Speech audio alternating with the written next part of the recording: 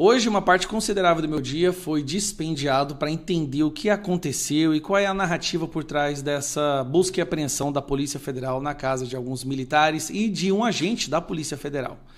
Como vocês sabem, quando isso acontece, ao longo do dia, nós recebemos aquelas pílulas que são vazadas para a imprensa, que vai pintando um mosaico do que a Polícia Federal tinha, como que foi a decisão e quais são as evidências por trás dessa busca e apreensão, nesse caso, a prisão dessas 5 pessoas. Então, a gente tem que, obviamente, esperar esses vazamentos muito bem orquestrados por parte da imprensa, no qual nem mesmo as pessoas presas ou acusadas ou investigadas têm acesso, para criarmos uma imagem.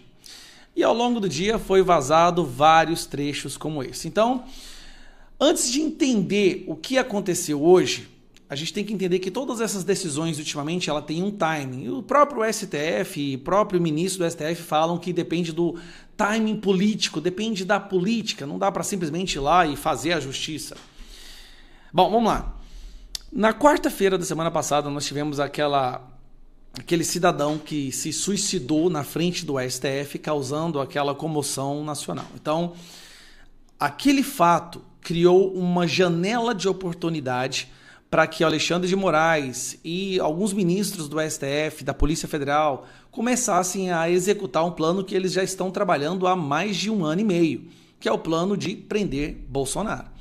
A decisão é essa, o resultado é esse, e o que está acontecendo nesses últimos 20 meses é como construir a narrativa para que esse momento chegue. Esse é o momento tão esperado.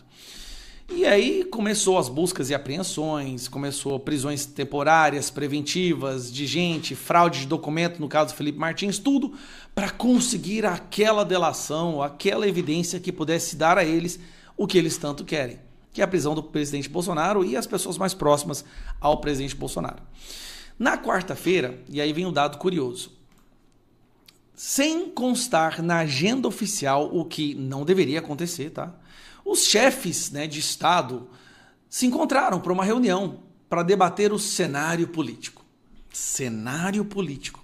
Lula se reuniu com ministros do STF no Alvorada em noite da explosão. Não só isso.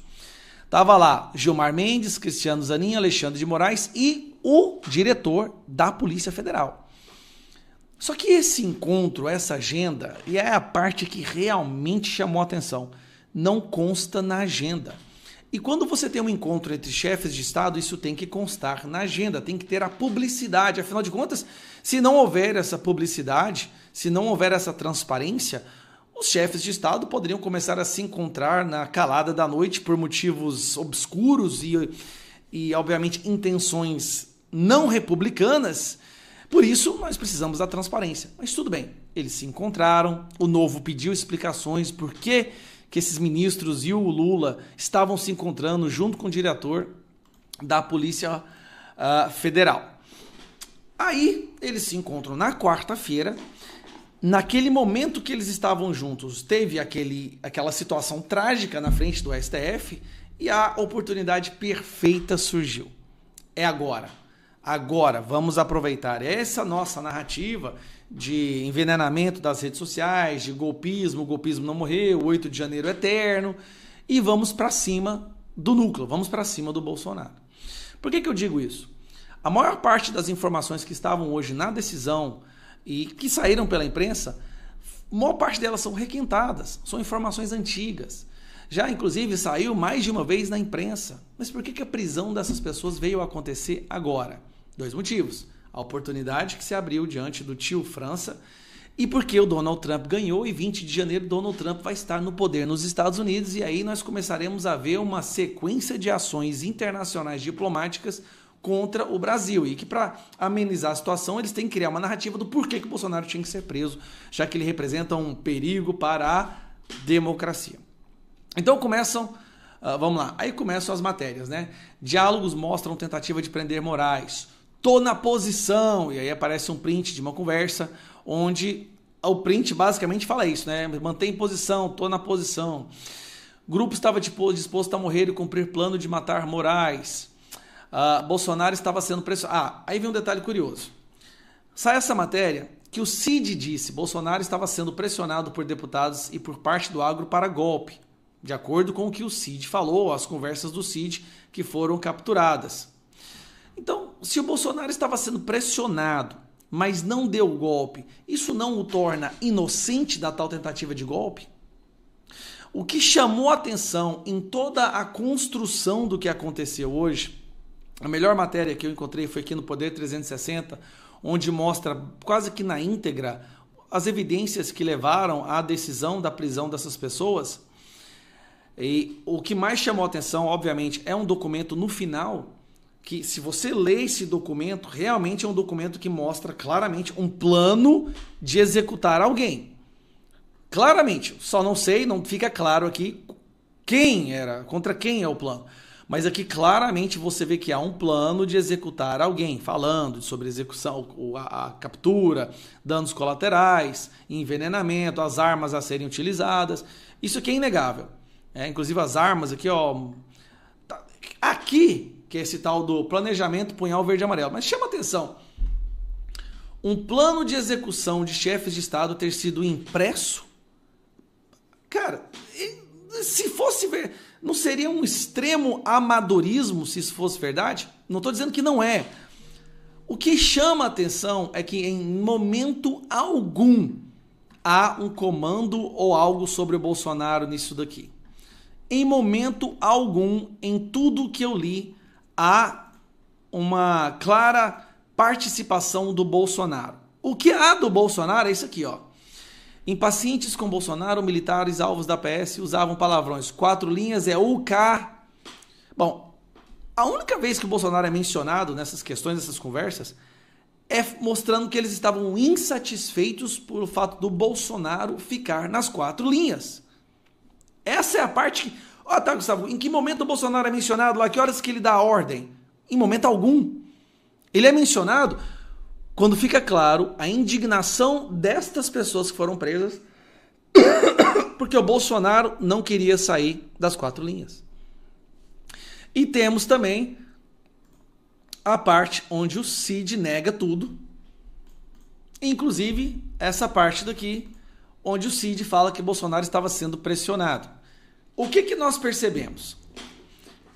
A janela se abriu, Donald Trump vai assumir dia 20 de janeiro, daqui 2 meses. Eles não conseguiram encontrar nada palpável, tangível, irrefutável, nenhuma evidência que coloque Bolsonaro em nenhuma dessas situações, mesmo que a possibilidade de planejar o assassinato de alguém possa ter acontecido, e de acordo com o que a gente vê aqui, isso não pode ser tirado da equação. Realmente foram conversas muito estranhas, não tem como negar, mas o crime não foi executado ou intencionado, ou iniciado. Na legislação brasileira, do Código Penal, você não pode ser preso ou punido por pensar em cometer um crime. Não pode, por mais abominável que seja um encontro, uma conversa entre 2 ou mais pessoas sobre um possível cometimento de um crime, ninguém pode ser penalizado ou criminalizado por pensar em cometer um crime.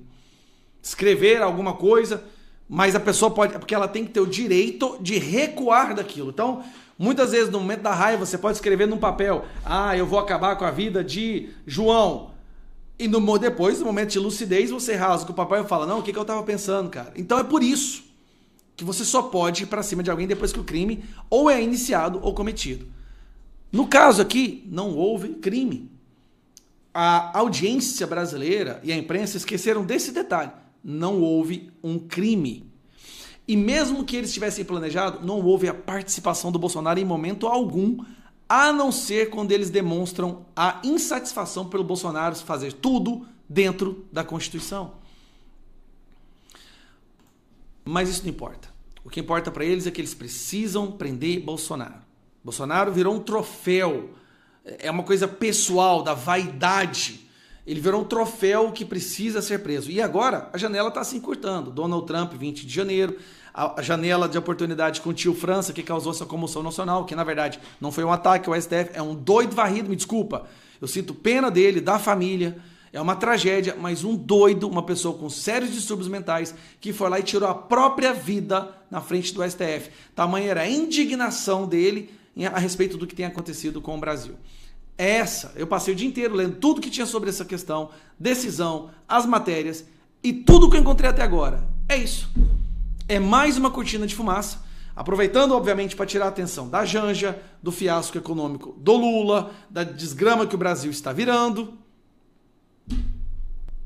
Esse é o time. Eles encontraram o time. Um abraço.